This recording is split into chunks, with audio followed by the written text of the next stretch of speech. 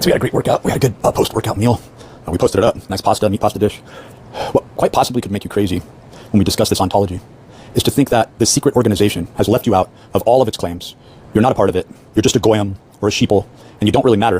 And then when you get the smallest inkling that you could somehow join the club, you jump on board, right? Because you've had such a terrible, disparate life, separated from success, even though you feel like you tried so much. The way I'd like you to think of it is more to do with this that I'm going to lay out, and that is that this group assumed control.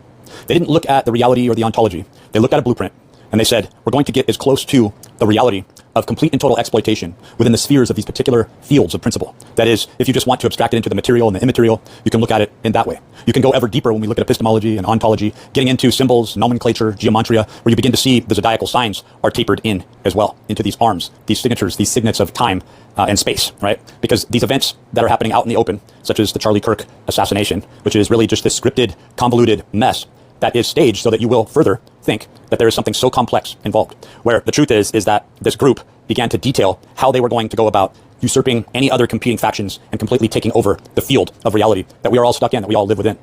And it's to divert us so that we aren't following this natural course of ontology that goes toward this principle, production, orientation, and development.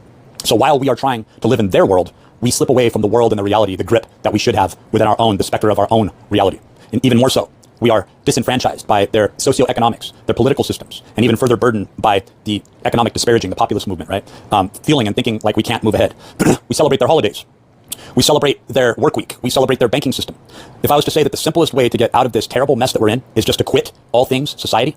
So I think about Mr. Robot, and I think about that group fsociety, and I begin to realize that the message has always been there all along.